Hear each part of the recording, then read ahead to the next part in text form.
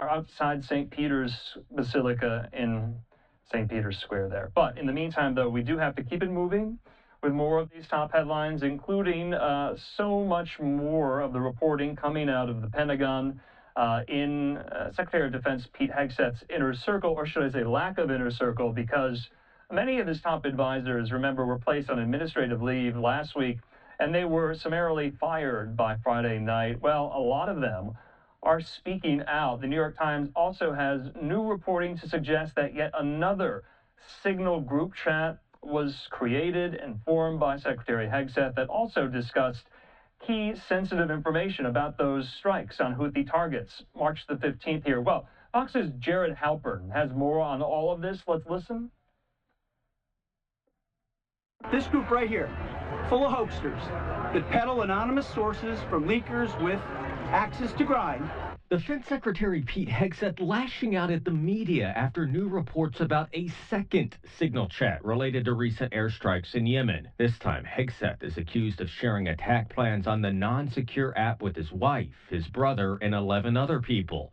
Multiple officials say those types of operational details could put American lives at risk.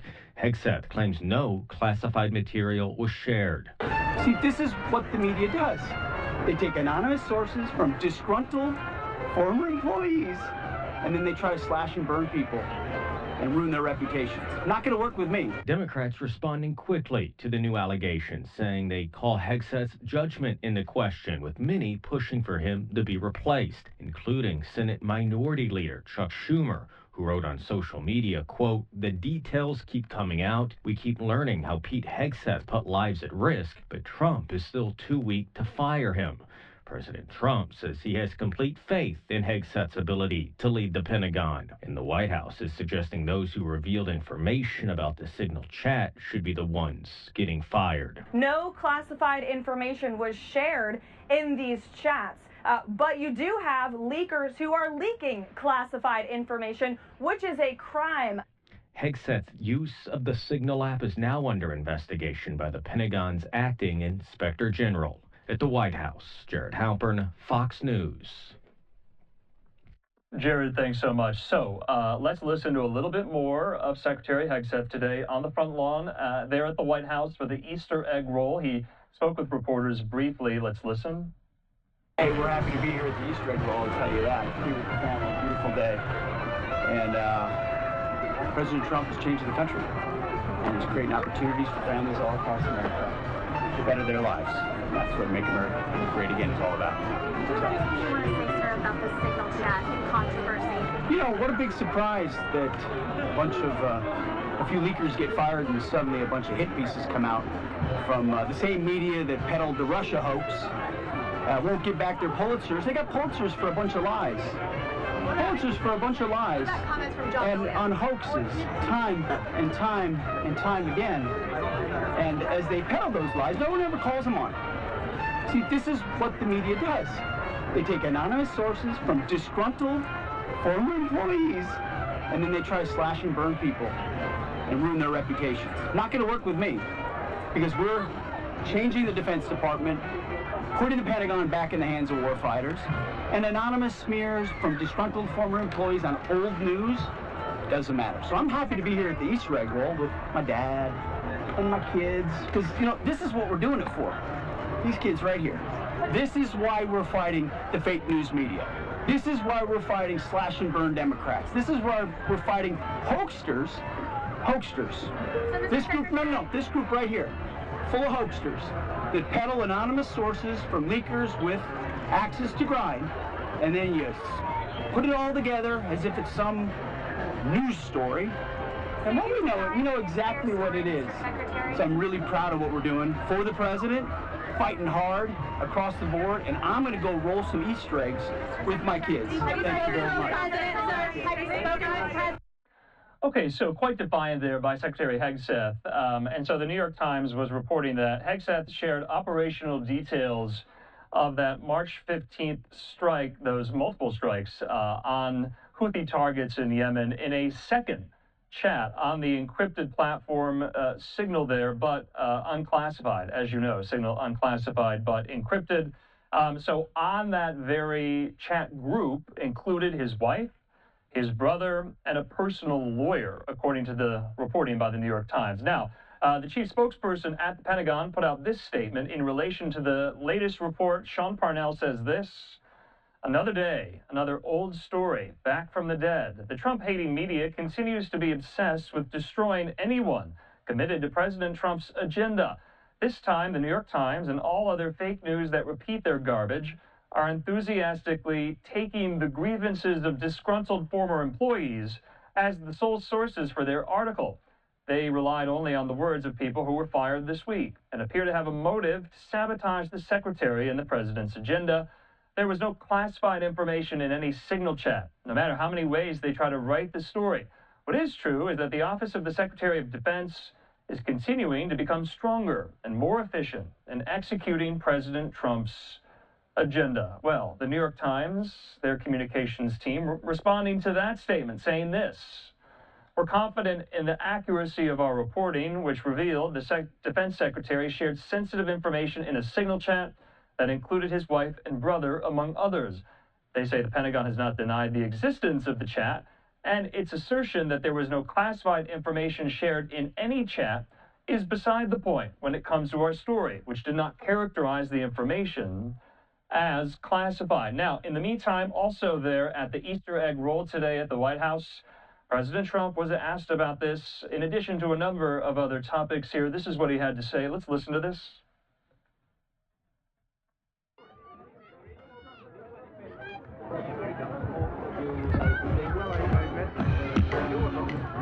And look, these are great gentlemen. They're great.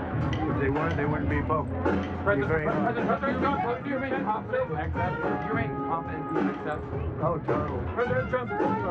Why do you even ask a question like that? We have recruitments that's at an all-time high. The spirit in the armed forces is fantastic. No, great confidence. President Trump, share your message to Secretary Hegseth using signal to discuss those military plans.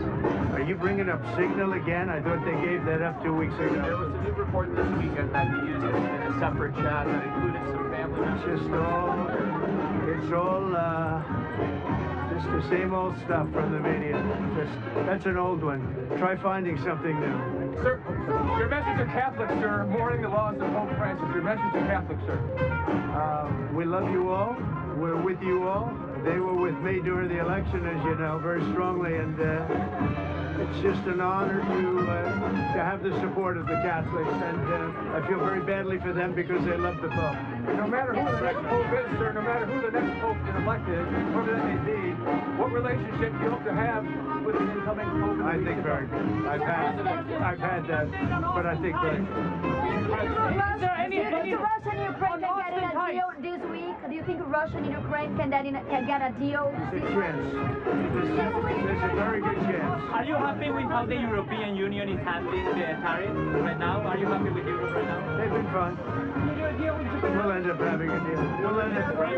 We're going to ultimately have a deal with anyone. If we don't, we're going to make it anyway. But we're going to ultimately have... The economy's very good. We don't have inflation. Energy's down at the lowest it's been in years. We hit actually $1.98 recently in a couple of states. I think we're doing really well. We're all set. There's a little transition, and that's going to happen. But ultimately, we're going to be the strongest that we've ever been as a nation. Thank you. Okay, so that was just what we call a gaggle here in journalism, taking questions from reporters there at the White House for the Easter egg roll today, with some of the questions about Secretary of Defense Hegseth, whether or not he still has confidence in him, and he somewhat dismissed the latest kind of tranche in this saga and scandal that continues to envelop not only the Pentagon, but Hegseth's inner circle here, so much so that there was a single source, anonymous source report in NPR today that said the White House was considering replacing Hegseth, so much so that Caroline Leavitt, the White House press secretary, put out this on social media saying this NPR story is total fake news based on one anonymous source who clearly has no idea what they are talking about. As the president said this morning, he stands strongly behind the SecDef there. All right, in the meantime, we do want to talk about this even further our friend and our colleague there, national security analyst and expert and retired Marine intelligence officer, Hal Kemper. He joins me. Hal, good to see you here. And we talked about this last week, that these three individuals that were very close in Hegseth's kind of inner circle, even before Hegseth got to the Pentagon, that they were placed on administrative leave, that they were denied access to the Pentagon, to the building itself. They were escorted out of the building because of some of these inquiries ongoing into leaks. That's all we were told. We weren't entirely sure whether or not they were even related. So I guess I'll refer to it as Signalgate 1.0.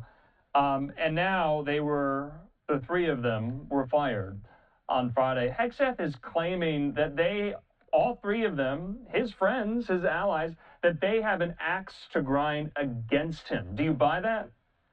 Andrew, it really gets into the compounding factor of this. Now, these three are all very close to Pete Hegseth. They're not, this isn't something where the established Pentagon bureaucracy or whatever was there. These are people that he brought in, particularly his chief of staff that he brought in, and now they're all gone. The three were fired, which was rather surprising. I assumed administrative leave, and then sure enough, boom, they were turned around, they're fired. And from what I can gather, and what they're saying is they have seen no investigation. There's nothing that was done. There's a report that they were supposed to be polygraphed. From what I understand, nobody's been polygraphed on this. And it sounds like basically judgment was passed very quickly. Now, I don't know. The secretary could be operating on some classified information, and that's why what was done was done. But what's happened within the Pentagon is you've lost 10 very senior flag and general officers. They have been basically fired, relieved, whatever, forced to retire. That's happened. That's really shaken up the uniform side of the house. Then you have something like this. You have Signalgate 1, where it was clearly what was released indicated that operational security details, things that would normally be classified, were being shared by the secretary in a group chat. Now, this was an inappropriate format, signal chat, for that type of discussion, but also that someone had invited in, ostensibly Mike Waltz, but somebody had invited in a very senior journalist into the group. Which right, Al, that was an inadvertent mistake. This reporting, in this signal group chat, it was Hegseth's wife, brother, from what I understand, his brother does have a job at the Pentagon in a role, and his personal attorney here. That's not a mistake, right? No, that's the difference. This one, you have people that have been deliberately invited in. There's no mistake involved. That should have not been part of that conversation. Now, one can make an argument that if his brother is employed by the Pentagon, he would probably have a clearance and have access. I understand his personal attorney also has some role with the Pentagon, so potentially has a clearance. And also, there's been reports for the last couple of weeks that Pete Hegseth invites his wife into some of these meetings where they're discussing, ostensibly classified, but certainly very close hold, confidential information that shouldn't be. That it seemed very inappropriate for everybody that his wife would be in those meetings. Again, I don't know, in those situations, sometimes the spouse will be vetted for a clearance and have a clearance because just by proximity, she's going to come across things. So they will grant her some sort of clearance. But with that, it seemed very strange that all this is happening. And of course, then what's come out with his former acting press secretary, who left rather hurriedly, very strangely. Yeah. And let's discuss this. I want to just back up really briefly here. Let's get back to these three individuals who were fired. They put out a joint statement, Hal, over the weekend. I'm not sure if you saw this. I saw it, yeah. Dan Caldwell, Colin Carroll, and Darren Selnick. They said this: "We're incredibly disappointed by the manner in which our service at the Department of Defense ended. They said unnamed Pentagon officials have slandered our character with baseless attacks on our way out the door. They said all three of us served our country honorably in uniform. For two of us, this included deployments to the wars in Iraq and Afghanistan. They say, and based on our collective service, We understand the importance of information security and worked every day to protect it. They say at this time, we still have not been told what exactly we were investigated for, if there is still an active investigation, or if there was even a real investigation of quote-unquote leaks to begin with. They say, while this experience has been unconscionable, we remain supportive of the Trump-Vance administration's mission to make the Pentagon great again and achieve peace through strength. They say we hope in the future to support those efforts in different capacities. So put that to the side. You just referenced this opinion piece in Politico over the weekend as well, by the now former, I guess, chief spokesperson at the Pentagon. And I'm not entirely sure how to pronounce his last name. His name is John Oliot, former chief Pentagon spokesman. The first sentence of his opinion piece goes as follows. It's been a month of total chaos at the Pentagon. I mean, he's all but implicitly saying Hegseth should step down here. So what is going on in the Pentagon? What does this do to the image of the Pentagon, the readiness of troops, our position on the world stage vis-a-vis so many of the conflicts you and I discuss each and every night here? What say you, Hal? Well, what I will tell you is, the thing with John Williams' thing is he talks about total chaos in the Pentagon, and then Caroline Leavitt, the White House press secretary, turned around and basically, in so many words, and it could have been just the way she was describing it, but she basically was saying that the entire Pentagon was basically lined up against the Secretary of Defense. And again, it could have been just an incredibly poor choice of words, but she made it sound like he was fighting the Pentagon staff, some 27,000 or 20,000. I think someone said 20,000, but it's 27,000 that work there. Regardless of that, the chaos, there has to be a trust and confidence in the leadership at the Pentagon. And all of these things, they have a compounding factor. When you have all these things with the change of uniform leadership, everybody around the secretary, old friends, personal confidants that suddenly are gone. And, these three come out and say, hey, look, we were never told what we're being investigated about. We don't know, there was nothing said that there was any investigation that proved we were doing something wrong. It really starts to look like the secretary, and this is the appearance, is the secretary has kind of lost control of his office, if you will, and that's going to be something that the president's going to have to deal with. Yeah. So is the appearance, and by the way, this is what's coming in across from Congress as well, and it's bipartisan. There are Republicans who are also actually, at least one senator who's very much Republican senator talking about, that it's time for a Hegseth to go. So when I hear that thing that they're looking for somebody else, I heard a rather interesting comment, and this really goes back to, way back into Donald Trump's history. They said Donald Trump is 100% behind you until he's just not. Yeah. And I think that's what everybody's kind of looking at back there, which is, if he's not looking for a replacement Secretary of Defense, I would be surprised. So Caroline Leavitt says that NPR story is fake news. You heard there from President Trump briefly saying, yes, he still has the confidence of Pete Hegseth. Though in this opinion piece, Oliot says, in short, the building is in disarray under Hegseth's leadership. Now, there's some conflicting reports on whether he was asked to resign or left the Pentagon willfully there. Others, though, that we've been discussing were first placed on administrative leave and then fired here. So I thought that was interesting. To your point, though, haven't heard from many Republicans in both the House and the Senate about what they think should happen next. We have heard from one of these moderate Republicans in the swing district. That's Don Bacon, the Republican from Nebraska here. I want to put this up. Bacon is the first GOP lawmaker to publicly suggest Hegseth should be fired. Bacon said he's acting like he's above the law. And that shows an amateur person here. Hal, we got to get going, but last question to you. Does Hegseth survive all this? The next 48 hours are going to be very telling. I think everybody in D.C. is wondering what's going to happen over the next couple of days. I think tomorrow we're going to get a sense if there's a shift in the president's view on this. If you start to hear a shift in the language away from it, that'll indicate which way he's going. Certainly right now, the indication is the White House is going to basically try and weather the storm. You heard the language today, which is all signal is old news, even though this is a completely new story.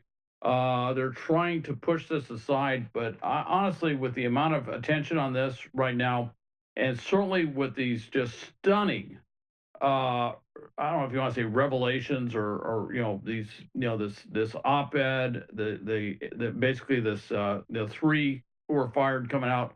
I just don't see this thing's dying this week, and I think that at some point the White House doesn't want the Secretary of Defense to be a distraction from everything else they're doing. So they're going to have to make a decision. All right. Hal Kemper, good to see you. Hope you had a great weekend. We'll talk soon. Okay. Thank you, Andrew. All right. In the meantime here, we do want to take our final commercial break of this hour. Still a few more top headlines we're going to squeeze in. We'll see you after the break.